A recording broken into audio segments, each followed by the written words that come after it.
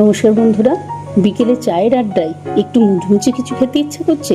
তাহলে আজ আপনাদের জন্য নিয়ে এসেছি চিংড়ি মাছের চপের একটা দারুণ রেসিপি। চলুন দেখে নিই ঝটপট। 250 গ্রাম চিংড়ি মাছ আমি ভালো করে পরিষ্কার করে ধুয়ে রেখেছি। এর মধ্যে অল্প ভিনিগার, অল্প নুন আর গোলমরিচগুলো দিয়ে 10 মিনিটের জন্য আমি ম্যারিনেশন করে রেখে দিয়েছিলাম। একটা প্যানে অল্প তেল নিয়ে তার মধ্যে চিংড়ি মাছগুলো দিয়ে ভেজে আমি তুলে নিচ্ছি। ওই তেলের মধ্যেই আমি যে 5-6 টুকরো চিংড়ি মাছ রেখেছিলাম ওটাও হালকা ভেজে আমি তুলে রেখে দেব। এই তেলের মধ্যেই আমি একটু জিরে আর 2টো শুকনো লঙ্কা দিয়ে একটু ভাজবো। ভাজা হলে কুচো করা 2টো পেঁয়াজ দিয়ে আবারও ভাজবো। আর যে চিংড়ি মাছ 5-6টা ভেজে আমি তুলে রেখেছিলাম সেটা একটা ব্লেন্ডারে দিয়ে হালকা ব্লেন্ড করে রেখে দেবো। পেঁয়াজ ভাজা হয়ে গেছে, এর মধ্যে আদা কুচি আর রসুন কুচি দিয়ে দেবো, লঙ্কা কুচি দিয়ে একটু ভাজবো। একটু ভাজা হলে টমেটো কুচি দিয়ে আবারও ভাজবো।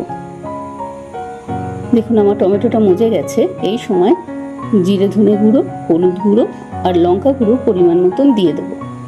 আবারও একটু নেড়ে মিশিয়ে নেব। বাইন্ডিংয়ের জন্য আমি দিচ্ছি সেদ্ধ করা আলু।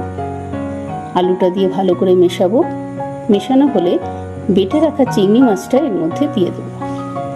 একটু গোলমরিচ গুঁড়ো দেবো, পরিমাণ মতো নুন দেবো আর ধনেপাতা কুচি দিয়ে আবারও মেশাবো। এই সময় একটু গরম মশলা গুঁড়ো দেবো আর ভাজা মশলা গুঁড়ো দেবো আর স্বাদের জন্য সামান্য একটু চিনি। দেখুন আমার হয়ে গেছে। এবার একটা স্ল্যারি বানাবো। তার জন্য 3 চামচ নিয়েছি আমি ময়দা আর 2 চামচ নিয়েছি কর্নফ্লাওয়ার। সামান্য একটু নুন দেব, জল দিয়ে ভালো করে গুলে একটা স্ল্যারি বানিয়ে রেখে দেবো। আচ্ছা, যেই চিংড়ি মাছের পুরটা আমি রেডি করেছিলাম সেটা একটা বাটি মতো করে তার মধ্যে একটা চিংড়ি মাছ, আস্ত চিংড়ি মাছ ভরে দেখুন এইভাবে চপের আকার দিয়ে নেব। দেখুন এক এক করে আমি চপের আকার দিয়ে নিচ্ছি। খুব সহজ। দেখুন চিংড়ি মাছের লেজটা কিন্তু বেরিয়ে থাকবে, তাহলে দেখতে খুব সুন্দর হয়। দেখুন এক এক করে আমি সবগুলো করে নিয়েছি।